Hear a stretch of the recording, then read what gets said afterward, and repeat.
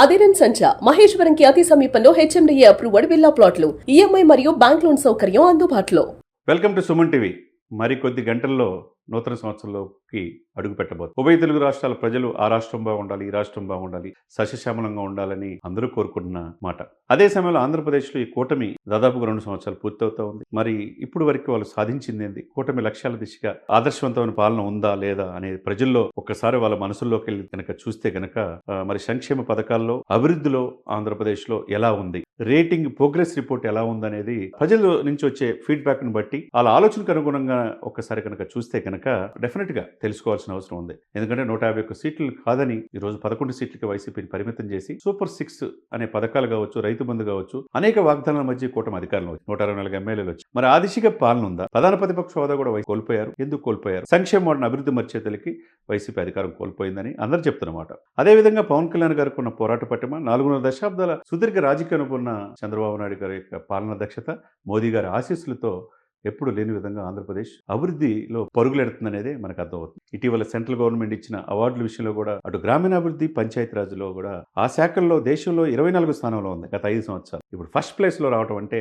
ఆ శాఖలు నిర్వహిస్తుంది కూడా deputy chief minister Pawan Kalyan గారు అంటే దాన్ని బట్టి పరిణితి అర్థం చేసుకోవాలి. సరే, ఓవరాల్గా మనం చూసుకుంటే కనుక లా అండ్ ఆర్డర్ విషయానికి ఇంకా గాడిలో పడలేదని, ఓన్లీ 10కి అవుట్ ఆఫ్ 10 చూసుకుంటే 10కి 5% మాత్రమే ఉంది. లా అండ్ ఆర్డర్ ఇంకా గాడిలో పడాల్సిన ఆవశ్యకత ఉందనేది ఆంధ్రప్రదేశ్లో ప్రజలు చెప్తున్నమాట. అదేవిధంగా ఎవరైతే కూటమిలో పాలన చూసుకుంటే అటు చంద్రబాబు నాయుడు కావచ్చు, ఇటు పవన్ కళ్యాణ్ గారు, లోకేష్ బాబు గారు చూసుకుంటే వాళ్ళ ప్రోగ్రెస్ రిపోర్ట్ ఎలా ఉంది? యువగలం ద్వారా ప్రజల్లో చైతన్యం తీసుకొచ్చి తన్ని పప్పు అని విమర్శించడం వల్లే నోటి నుంచి నిప్పుగా తయారాడని చెప్పి సరికొత్త రాజకీయ నాయకుడిగా, యువ నాయకుడిగా ఎదిగిన లోకేష్ తీరు అద్భుతంగా మనం చెప్పాలి. ఢిల్లీ నుంచి గల్లీ దాకా ఇతర దేశాలు కూడా వెళ్ళి పెట్టుబడులు తీసుకురావడంలో, తనకున్న శాఖలు కూడా వన్నీ తీసుకురావడంలో లోకేష్ బాబు చాలా పరిణితి చాలా అద్భుతంగా చెప్పవచ్చు. తన నియోజకవర్గం మంగళగిరిలో కూడా ఆదర్శవంతమైన పరిపాలన చేస్తున్నారు. ఆయనకి కనుక చూస్తే అవుట్ ఆఫ్ 10కి 8 మార్కులు ఇవ్వచ్చు అనేది ఆంధ్రప్రదేశ్ ప్రజలు చెప్తున్నమాట. అదేవిధంగా చీఫ్ మినిస్టర్ ఇప్పుడున్న చంద్రబాబు నాయుడు గారు చూస్తే, ఎందుకంటే లా అండ్ ఆర్డర్ ఆయన చేతిలో ఉన్నది కాబట్టి లా అండ్ ఆర్డర్ ఇంకా దాడిలో పడలేదు 2 సంవత్సరాలు అని అందరూ చెప్తున్నమాట.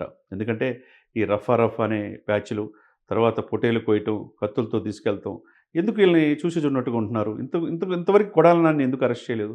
లేకపోతే పేరు నాన్ని ఎందుకు అరెస్ట్ చేయలేదు? దూరంపూడి కాకినాడ పోర్టుగా 65,000 మెట్రిక్ టన్నుల బియ్యం పట్టుబడితే ఎందుకు అరెస్ట్ చేయలేదు?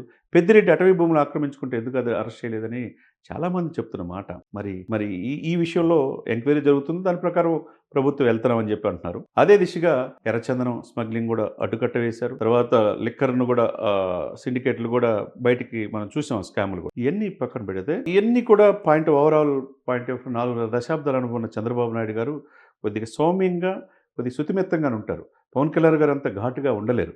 కాబట్టి ఆయన పాయింట్ ఆఫ్ వ్యూలో మనం చూస్తే కనుక బాబు గారికి అడ్మినిస్ట్రేషన్ పాయింట్ ఆఫ్ వ్యూ, అసలు రాజధాని ఎక్కడో ఉందనే పరిస్థితి నుంచి అమరావతి పనులు 24 అవర్స్ చక్కచక్కంగా జరుగుతున్నాయి. పెట్టుబడులు ఆయనకున్న అనుభవం నుంచి వస్తున్నాయి. గూగుల్ డేటా సెంటర్ 1,00,000 కోట్లతో విశాఖపట్నంలో వచ్చింది, మనం చూసాం. దానివల్ల వేలాది మందికి ఎంప్లాయ్మెంట్ వస్తుంది. తర్వాత డిఎస్సి ఇచ్చారు. తర్వాత మొన్న దాదాపు 6,000 మంది పైనే, 6,000 నుంచి చాలా ఎక్కువ మంది కానిస్టేబుల్స్ కూడా రిక్రూట్మెంట్ కూడా ఇచ్చింది, మనం చూసాం. మరి గ్రూప్స్ కూడా రిక్రూట్మెంట్ ఇస్తున్నారు. ఓవరాల్గా చూసుకుంటే చంద్రబాబు నాయుడు గారికి 8.5 అవుట్ ఆఫ్ 10 ఇవ్వచ్చు అనేది ప్రజల నుంచి వస్తున్నమాట. ఇకపోతే సెంటర్ ఆఫ్ అట్రాక్షన్ ఈ కూటమి కట్టడానికి అటు బీజేపీని, ఎందుకంటే మోదీ గారు ఆశీస్సులు ఉండబట్టే ఇంత గ్రాఫ్ పెరుగుతూ ఉంది. గ్రామీణాభివృద్ధి 24 ప్లేస్ నుంచి ఈరోజు ఫస్ట్ ప్లేస్కి వచ్చి ఈ సెంటర్ ఆఫ్ అట్రాక్షన్ ఎవరు? ట్రబుల్ షూటర్ పవన్ కళ్యాణ్ గారు. పవన్ కళ్యాణ్ గారికి ఎంత వస్తాయి అని చెప్పి అందరూ అనుకునే పాయింట్ ఆఫ్ వ్యూలో అవుట్ ఆఫ్ 10కి 9 మార్క్స్ ఇవ్వచ్చు అనేది ప్రజలు చెప్తున్నమాట. అంటే ప్రోగ్రెస్ షీట్ ఈ 2 yearsలో, ఎందుకంటే అతను చాలా సమర్థవంతంగా 2 చోట్ల గెలవటమే కాకుండా 2 చోట్ల అటు బీజేపీని గెలిపించారు, ఇటు టీడీపీని గెలిపించారు. 21 స్థానాలు 100% స్ట్రైక్ రేట్తో ముందుకెళ్లారు. ఎమ్మెల్సీలు 2 అయ్యారు. రేపు మాపు రాజ్యసభ కూడా వస్తే అది కూడా ఫుల్ఫిల్ అయ్యే అవకాశం ఉంది. పదవులు కూడా చాలా కీలకమైన పదవులు కూడా జనసేనకు వచ్చేటట్టు చేసుకోగలిగాడు. దేశం మొత్తం పవన్ కళ్యాణ్ పాలన వైపు చూసేటట్టుగా ఆయన శాఖలకు అన్నీ తీసుకొస్తున్నాడు అనేది. బట్ ఓవరాల్గా చూసుకుంటే ఇప్పుడు 10కి 9 ఎందుకు వచ్చినాయి అంటే ఇంకా ఆయన పాలన జనసేన పార్టీని మీద దృష్టి పెట్టే పనిలో ఉంది. అది కూడా దృష్టి పెడితే భవిష్యత్తులో ఇంకా ముందుకెళ్లే అవకాశం ఉంటుంది. అటు లోకేష్ బాబు గారు పార్టీని, ఇటు యొక్క పోర్ట్ఫోలియో తన పదవులకు వన్నీ తీసుకొస్తా ఆ తర్వాత స్థానంలో ఆయన ఉన్నాడు. ఓవరాల్గా చూసుకుంటే ఈ విధంగా అధికారంలో ఉన్న కూటమిలో ఇలా ఉంది. లా అండ్ ఆర్డర్లో కొద్దిగా వెనుకబాటుతనంలో ఉంది. తర్వాత ప్రభుత్వ పరంగా 8% ఉన్న సంక్షేమ పథకాల అమలులో 10కి 6% ఉంది. మిగతా మరి రాబోయే 1 ఇయర్‌లో అది కూడా పూర్తి చేయాలని అందరూ ఆకాంక్షిస్తున్నారు ఆంధ్రప్రదేశ్ ప్రజలు. ఎన్నో ఆశల మధ్య వీళ్ళు గెలిపించారు కాబట్టి. ఇకపోతే ప్రతిపక్ష నాయకుడిగా జగన్మోహన్ రెడ్డి గారి పాలన ఎలా ఉంది?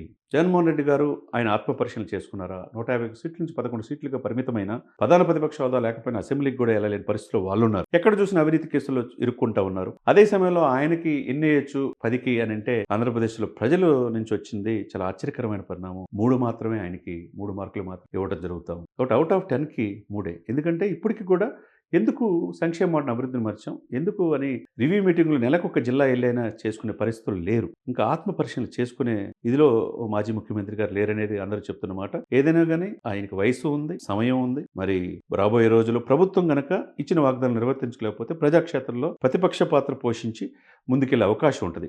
ఆ అవకాశం కూటమి ఇస్తుందా? లేకపోతే అవకాశాన్ని కోల్పోతారనేది కాలమే నిర్ణయించాలి. ఏదేమైనా ఓవరాల్ గా చూసుకుంటే బీజేపీ వంతు బీజేపీ చేస్తుంది. మోదీ గారి ఆశీస్సులతో ఆంధ్రుల జీవనాడి పోలవరం పూర్తయ్యే అవకాశం స్పష్టంగా 2026 పూర్తవుతుంది. 2027 ప్రారంభిస్తారని చెప్పి అమిత్ షా గారు చెప్పారు. ఇటు చంద్రబాబు నాయుడు గారు, పవన్ కళ్యాణ్ గారు చెప్తున్నారు. అది కనపడతా ఉంది. రోడ్లు చాలా సస్యశ్యామలంగా ఎప్పుడు లేని విధంగా రోడ్లు బాగున్నాయి. తర్వాత పెట్టుబడులు రావడానికి కూడా దాదాపు 12.5 లక్షల కోట్ల పెట్టుబడులు మన విశాఖపట్నంలో వచ్చింది మనం చూసాం. తర్వాత రాయలసీమలో కూడా అక్కడ ఓరవకల్లు కావచ్చు, తర్వాత మిగతా రెన్యూబుల్ ఎనర్జీ మొత్తం కూడా రాయలసీమలో వస్తూ ఉన్నాయి. తర్వాత ఈవీ వెహికల్స్ వస్తూ ఉన్నాయి. తర్వాత డ్రోన్ యూనివర్సిటీస్ వస్తున్నాయి. తర్వాత ఇంటర్నేషనల్ లెవెల్లో ఐటీ కంపెనీలు కూడా తీసుకురావడానికి లోకేష్ గారు పరితపిస్తున్నారు. తర్వాత సెంట్రల్తో మాట్లాడి ఆగిపోయిన జల్ జీవన్ నిధులు కూడా ఎక్స్టెన్షన్ చేసి 2020 దాకా పొడిగించే పనిలో ఇటు పవన్ కళ్యాణ్ గారు చూపిస్తున్న చొరవ ఆంధ్రప్రదేశ్ ప్రజలకి ఈ కూటమి రావటం అదృష్టంగా అందరూ చెప్తున్నమాట. ఏదేమన్నా కానీ చిన్న చిన్న పనులు ఇచ్చిన వాగ్దానాలు 2 ఇయర్స్లో పూర్తి చేయకపోతే చేయాల్సిన బాధ్యత కొత్త సంవత్సరంలో ఉంది. మరి రేపు 1వ తారీఖు నూతన సంవత్సరంగా సుమన్ టీవీ ప్రేక్షకులందరూ కూడా నూతన సంవత్సర శుభాకాంక్షలు అడ్వాన్స్గా చెప్తూ గత సంవత్సరంలో ఏదైతే చేయలేదో అది చేసి కూటమి కనుక మెప్పు పొందితే ప్రజాక్షేత్రంలో వాళ్ళు అనుకున్నట్టు 15 సంవత్సరాలు ఉండే అవకాశం ఉంటుంది.